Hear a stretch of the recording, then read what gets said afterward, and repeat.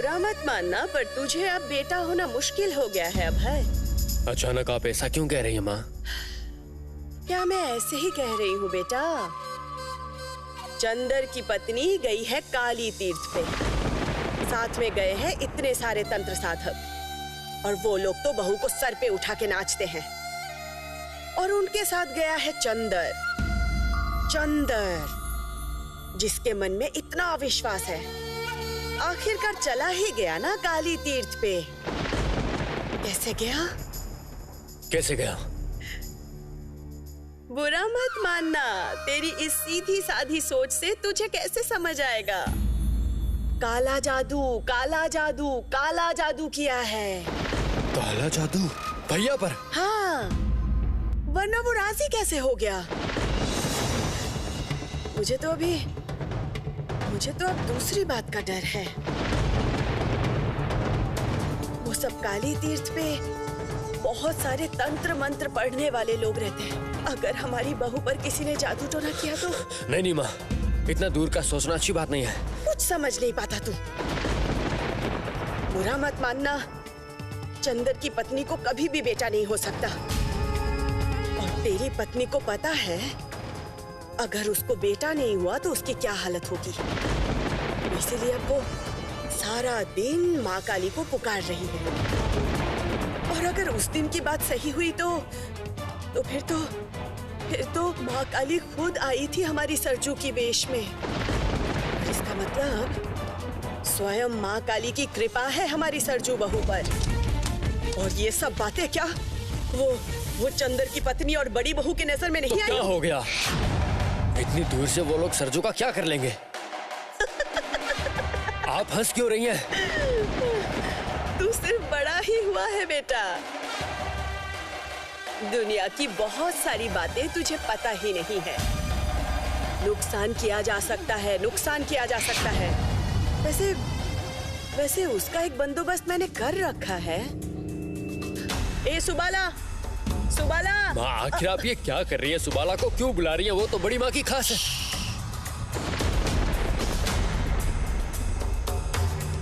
कुछ रुपए पैसे दे मुझे।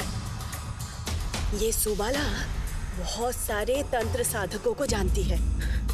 उनसे इस तरह से काला जादू करवाऊंगी मैं कि किसी भी हालत में चंदर की बीवी को बेटा नहीं होगा।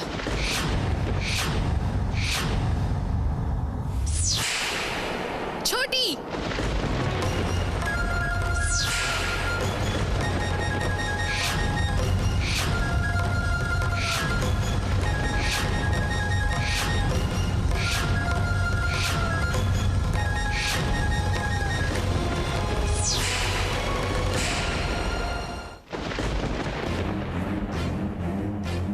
सुबाला, तू यहाँ क्या कर रही है?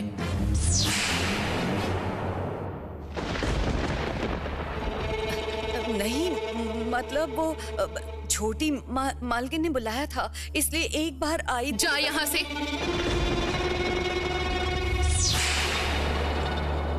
जा कह रही हूँ। हाँ जी। रुक जा।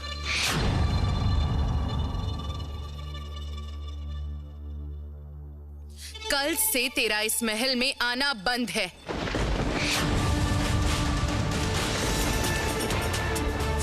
मवेशी घर में काम करेगी। नहीं मालकिन, विश्वास कीजिए, मेरा कोई दोष नहीं है मालकिन। ऐसी सजा आप मुझे मत दीजिए, मेरा विश्वास कीजिए। मैं यहाँ नहीं आना चाहती थी, छोटी मालकिन ने मुझे बुलाया था, इसलिए यहाँ आई थी। पैर छोड़ मेरा, मैं कोई बात सुनना नहीं चाहती।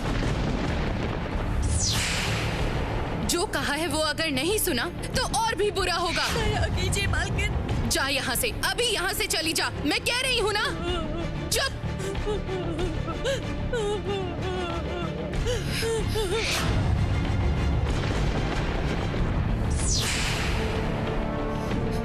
छोटी, इतने सालों से मैंने कभी देवर जी के परिवार और हमारे परिवार के बीच कोई अंतर नहीं रखा है,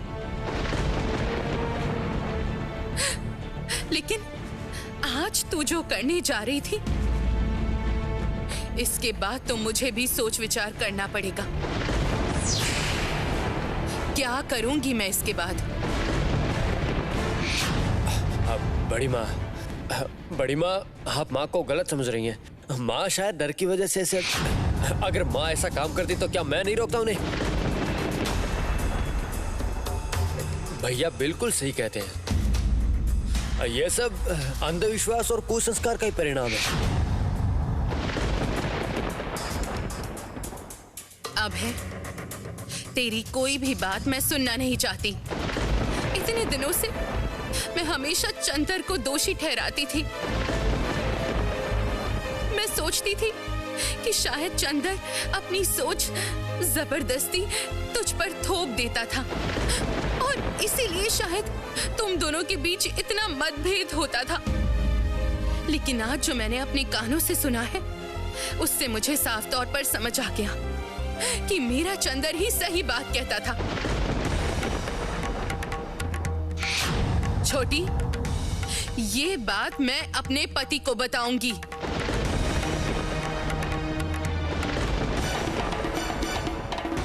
उसके बाद वो जो भी निर्णय लेंगे वही होगा।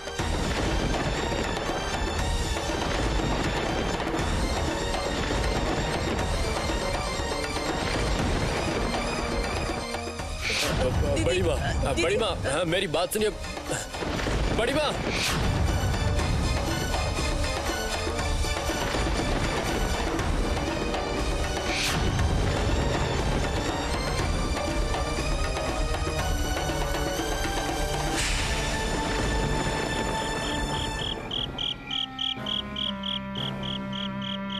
दादी, मुझे कोई भी दिखाई नहीं दिया। शायद कोई चोर होगा। ये घर खाली है ना, शायद उनका अड्डा हो सकता है। जाने दीजिए, मैं अभी आता हूँ। आप लोग डरिए मत। हाँ, जाइए, अंदर जाइए।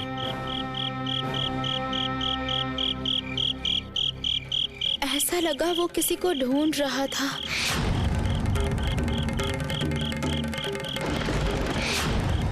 कहीं कुछ बुरा करने आया था क्या? हर कदम पर खतरा है।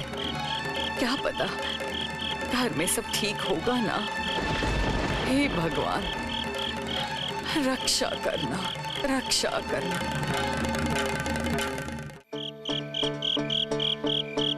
माया, कहाँ चली गई? सुनिए, इसका एक समाधान आपको निकालना ही पड़ेगा। कोई बात नहीं सुनूंगी मैं, बता देती हूँ मैं आपको। इतनी बड़ी हिम्मत, इस परिवार के सदस्य होकर किसी और सदस्य का नुकसान करवाना चाहती है वो। इतनी हिम्मत है उसकी। नहीं नहीं नहीं, मैं किसी भी हाल में कोई बात नहीं सुनना चाहती। मैं बता देती हूँ, अभी आपको इसका समाधान निकालना होगा। अब क्या हुआ है वो तो बताओगी। कौन किसका नुकसान करवा रहा है? बिना जाने मैं समाधान कैसे करूँगा? और कौन? छोटी। मैंने कभी सोचा नहीं था छोटी के दिल में इतनी जलन है मेरे लिए। आपको पता है सुबाला से वो क्या काम करवाने वाली थी? ये सुबाला बहुत सारे तंत्र साधकों को जानती है। उनसे इस तरह से काला जादू करवाऊंगी मैं कि किसी भी हालत में चंदर की बीवी को बेटा नहीं होगा।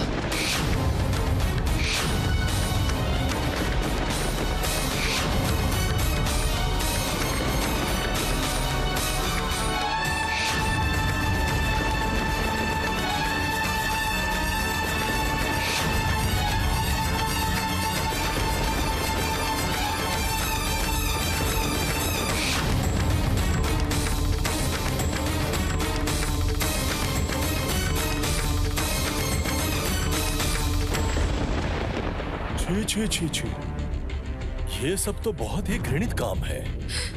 और चंदर तो उसके बेटे जैसा है। मैंने तो कभी अभय और चंदर को अलग नजरों से नहीं देखा माया। मैं और आपसे क्या कह रही हूँ? छी छी, पता है माया, ये सब बातें सुन के ऐसा लगता है चंदर सही कहता है। हमारा पूरा समाज कुसंस्कार से भर गया है। मंत्र तंत्र, काला जादू वगैरह इंसान कभी सोच सकता है? समाज की बात समाज ही सोचे। मैं तो समाज की मुखिया नहीं हूँ। मेरी चिंता मेरे बेटे को लेकर है। अपने बेटे के बारे में ही सोचूंगी। मेरे बेटे को कोई नुकसान ना हो, भगवान, कोई नुकसान ना हो उसे। सुनिए, इस अन्याय का एक समाधान आपको निकालना ही पड़ेगा। आप देवर जी को बुलाइए। आ जाओ भाभी। देवर जी, अंदर आ जाइए आप। आपको जरूर छोटी ने यहाँ भेजा होगा, जिससे मैं आपके भाई को कुछ ना बता पाऊं, इसीलिए। लेकिन नहीं देवर जी, आपके भैया इस परिवार के मुखिया हैं। इनको सब कुछ पता होना चाहिए। मैंने इनको सब कुछ बताया है। अभी इनको जो ठीक लगे वही करेंगे ये। मैं किस मुंह से माफी मांगू भाभी? देवर जी, नहीं भैया, आप क्यों हमसे माफी मांगोगे? बताइए। आपका तो कोई दोष नहीं है इसमें। आपका सिर्फ एक ही दोष है, आपकी पत्नी को आप जरा सा संभाल नहीं पाते हो। देवर जी, मैं अभी भी इस उम्र में आपके भैया से आज भी बहुत ज्यादा डरती हूँ। और आपका बेटा, आपकी पत्नी आपका योग्य सम्मान नहीं करते। लेकिन देवर जी, इस बार छोटी ने सारी सीमाएं पार कर दी है। इस बार आपके चुप रहने से नहीं चलेगा, आपको कुछ बोलना ही पड़ेगा। हाँ, और आप सही कह रही हैं।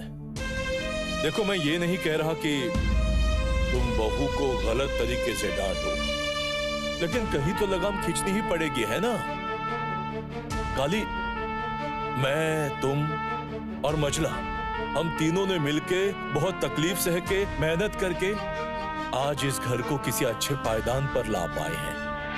हमारे बीच कोई द्वंद्व नहीं है काली, तो बहू खामखा ऐसा द्वंद्व क्यों खड़ा करना चाहती है? भैया, मैं बात करूंगा अभय के माँ के साथ। भाभी, हमें माफ कर दीजिए, और अब कभी भी कोई भी ऐसी गलत बात नहीं सोचेगा। देवर जी, जो होना था वो हो चुका है भैया। सुनिए देवर जी, आपको, मछली देवर जी को इस परिवार में बहू बन के आने के बाद से मैंने अपने भाई की नजरों से देखा है। मेरा तो कोई सगा भाई नहीं है। आप लोगों को मैंने वही जगह दी है। देखना देवर जी, ये अनमोल रिश्ता कोई तोड़ ना पाए। आप देखना, आप जरूर देखना।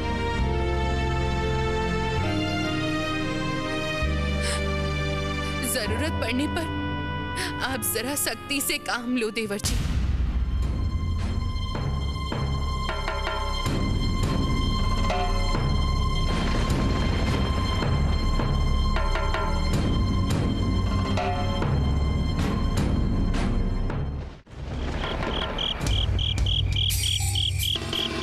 नहीं छोटे मालिक, हम लोग नदी के आसपास भी नहीं हैं, और इतनी रात गए नाव को इधर लेकर आना असंभव है।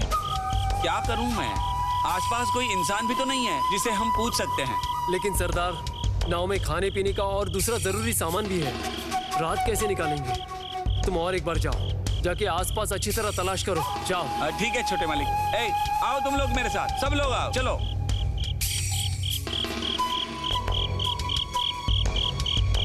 ओ चंदर, नाव का कुछ पता चला? मैं तो विधवा हूँ, बिना खाए रह सकती हूँ, लेकिन तुम पुरुष लोग, घर की बहुएं, क्या खाओगे?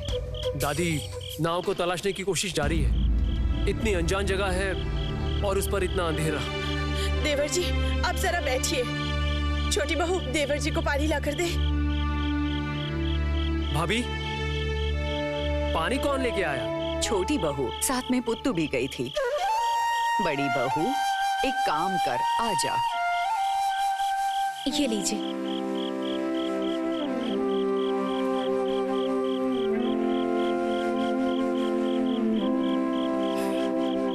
इस अंधेरे में बाहर क्यों निकली थी? आपको तो पता है, रात को रास्ते पर चलना मेरी आदत है। नहीं तो क्या उस दिन आपको गड्ढे से निकाल पाती?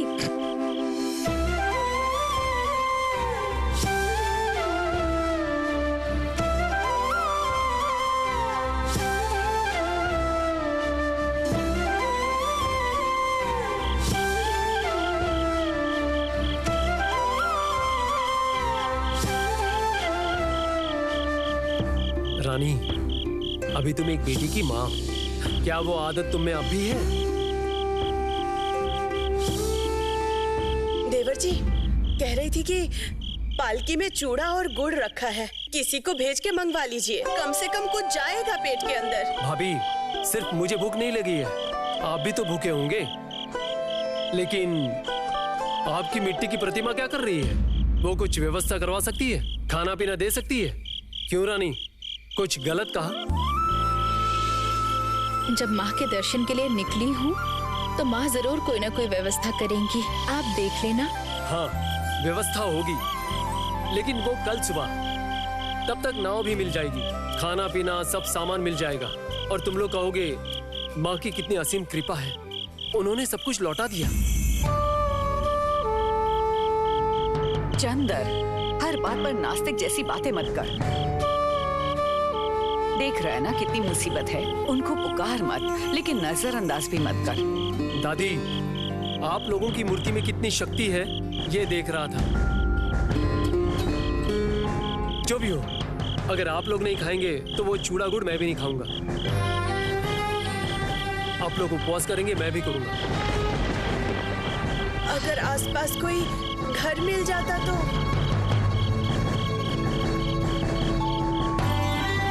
मैं बाहर निकल के जरा देख के आऊं? खबरदार छोटी बहू, बहुत साहस है ना तुझ में, अकेले बाहर जाना है। दादी, ये बाहर क्यों जाना चाहती है आप समझ नहीं पा रही हैं। आसपास कोई भगवान की मूर्ति ढूंढेगी, उसके बाद उनसे खूब झगड़ा करेगी, कहेगी अभी खाना भिजवाओ, नहीं तो कट्टी। क्यों रानी, सही है ना? जो भी हो, तारापीठ की ओर जा रहे हैं, कोई चमत्कार तो तुम्हें देखना ही है ना? चंदर, तू भी ना।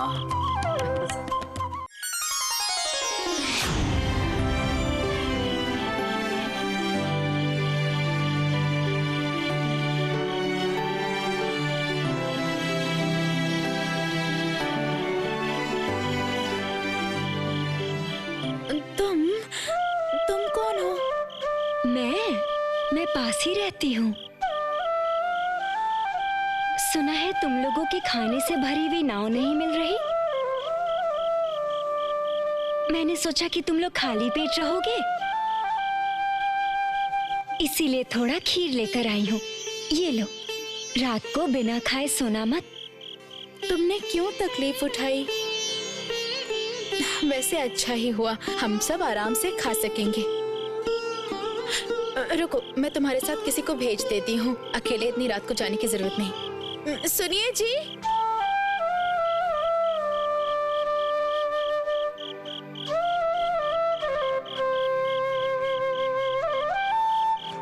आप लोग किसी सिपाही को भेज दीजिए ना इसके साथ।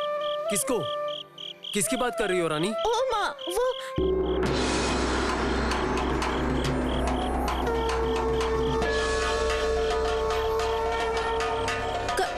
चली गई, यहीं पर तो थी अभी। उसी ने सबके लिए खीर दी है। कौन देकर गई है?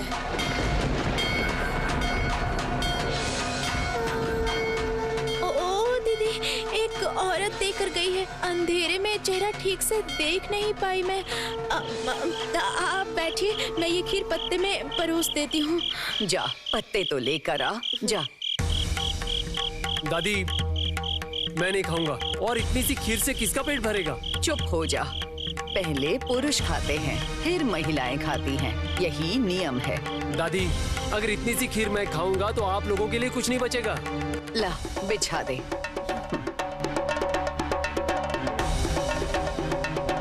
चंदर, बैठ, बैठ यहाँ।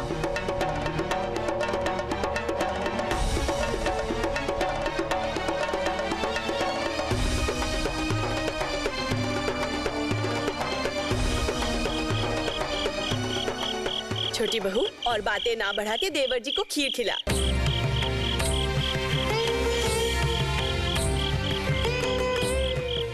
भाभी, लेकिन मैं नहीं खाऊंगा।